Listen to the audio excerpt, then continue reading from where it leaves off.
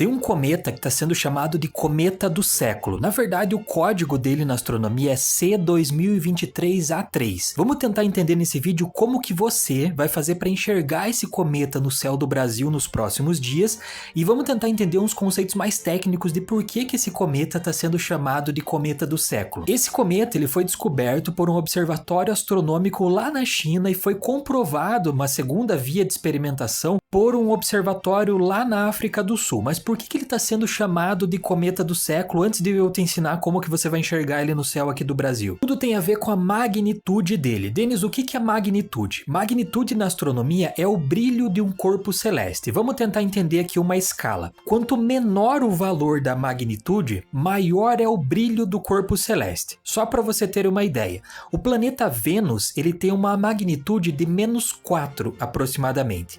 A Lua tem uma magnitude de -12 aproximadamente. Teve um cometa nos anos 90, especificamente no ano de 97, chamado Hale-Bopp.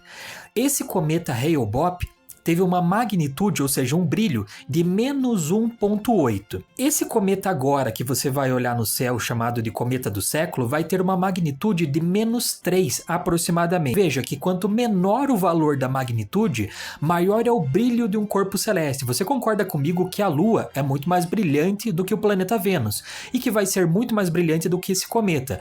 Mas uma magnitude de -3 para um corpo celeste é um brilho muito grande. Então esse cometa vai ter uma magnitude muito boa para você poder enxergar no céu. E é por isso que ele está sendo chamado de cometa do século, especificamente por causa da magnitude dele. Mas a gente não tem como ter ideia da magnitude sem antes ver ele passar. São só ideias teóricas por enquanto, então a gente vai ter que observar ele para ver se realmente ele vai ter esse brilho todo que a gente está falando. Como é que você vai ver? Vão ser duas fases de passagem desse cometa aqui próximo à Terra, aqui no nosso sistema solar. Primeiro de tudo, tem a parte que começa no dia 22 de setembro e vai até o final de setembro, e tem a parte que começa em outubro e até vai mais ou menos até o dia 17 de outubro. Essa primeira parte aqui do mês de setembro, você tem que acordar antes do nascer do sol e tem que olhar na direção do nascer do sol. Só que para você conseguir enxergar esse cometa, nessa época ele não vai estar com uma magnitude muito boa para enxergar. Mas você vai precisar de um local onde você consiga ver o horizonte, porque ele vai estar muito próximo do nascer do sol, aproximadamente 30 graus em relação ao horizonte. Então você considera o horizonte, considera 30 graus de elevação, ele vai estar mais ou menos ali na tua linha. Então se você mora no local onde tem muito prédio, onde tem montanha, essas coisas assim, você não vai conseguir ver o horizonte, não vai conseguir ver numa altura de 30 graus em relação ao horizonte, então vai ser difícil ver. Mas se você mora em alguma região de praia, algum local mais alto, talvez você consiga ver. Então nessa parte de setembro, você tem que olhar para o nascer do sol antes do sol nascer e talvez você consiga enxergar esse cometa nessa época aqui. Só que a parte mais interessante vem em outubro. Em outubro, esse cometa ele vai passar do nascer do sol para o pôr do sol. Então você vai ter que olhar em direção ao pôr do sol logo depois do sol se pôr. E aí você também vai olhar nessa altitude de 30 graus em relação ao horizonte. De volta, você vai precisar de um local onde você consiga enxergar especificamente o horizonte. Se você tiver prédios, montanhas, etc., você não vai conseguir ver. Mas é nessa época de outubro que ele vai atingir a magnitude máxima, ou seja, o brilho máximo que ele pode ter. Na verdade é a magnitude mínima, né? E o brilho máximo que ele pode ter. Nessa época ele vai estar passando pelas constelações de Virgem, da Serpente e do Ofiuco. A máxima aproximação dele em relação à Terra vai acontecer aproximadamente no dia 13 de outubro, onde ele vai estar aproximadamente a 70,7 milhões de quilômetros da Terra. De volta, 30 graus em relação ao horizonte. Você precisa necessariamente ter o teu horizonte limpo para você conseguir enxergar esse cometa. Então, recapitulando, são duas fases.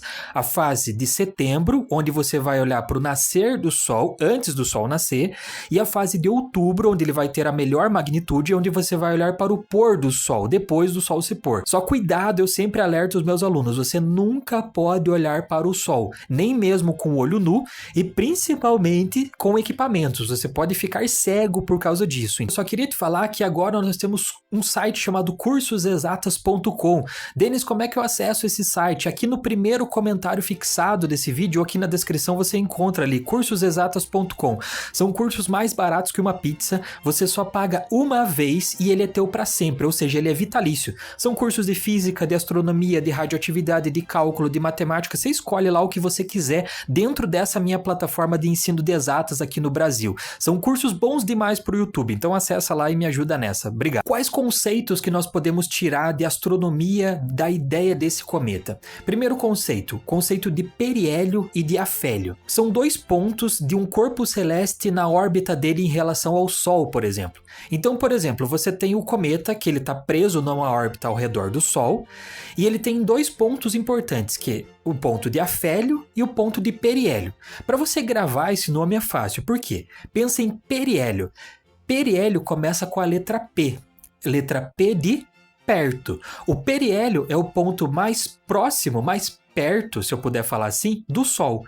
Então, no momento em que o cometa chega no ponto mais próximo do Sol, nós falamos que ele está no periélio, que é o ponto mais próximo. O afélio tem a letra A de afastado. Ou seja, o afélio é o ponto mais distante que esse cometa vai estar do Sol, na órbita que ele tem. Então são dois pontos que você usa na astronomia, que serve para cometa, serve para planeta e para muitos outros objetos. Então, periélio é o ponto mais próximo do Sol e afélio, A de afastado, é o ponto mais afastado do Sol, é o ponto mais distante do Sol. A Terra também tem pontos de afélio e de periélio, assim como os outros planetas aqui do nosso sistema solar. Então um conceito novo você já entendeu de astronomia. Outro conceito, qual é o conceito de cometa? Cometa nada mais é do que uma coisa feita de gelo, de poeira, de pedaços de rochas, etc., da origem do sistema solar. E eles vêm de regiões específicas do sistema solar, por exemplo, a nuvem de Oort, o cinturão de Kuiper e essas coisas assim. Então eles são atraídos gravitacionalmente pelo Sol e eles se desprendem dessas regiões do sistema solar, desses cinturões, e acabam vindo para o interior do sistema solar. O que acontece? Como é que eles geram essa cauda tão bonita que alguns deles têm? O que acontece é que o Sol tem uma coisa que nós chamamos de vento solar. Então o Sol está jogando partículas para o espaço que nós chamamos de vento solar. Esse cometa, quando ele está longe do Sol, ele é simplesmente uma bola de gelo feito de rocha, de alguma coisa assim, só que quando ele vai chegando próximo do Sol, ele começa a ser afetado por esse vento solar. E esse vento solar, essas partículas, jogam esse gelo, essa poeira para trás do cometa e formam o que nós chamamos de cauda do cometa. Então não necessariamente o cometa sempre tem uma cauda. Ele começa a criar uma cauda bonita que a gente consegue ver e tirar fotos e tal, quando ele chega próximo do Sol. E aí ele sofre essa força do vento solar que joga essas partículas dele para trás e aí você tem a formação daquela cauda muito bonita. Por isso que a cauda do cometa vai mudando de posição dependendo da posição que o cometa está em relação ao Sol. É uma coisa interessante da gente entender. Beleza? Então assim que você entendeu o que é esse cometa do século, como você vai poder ver ele no céu noturno aqui do Brasil nos próximos dias, e se você puder curtir esse vídeo aqui, eu agradeço muito. Muito obrigado e tchau!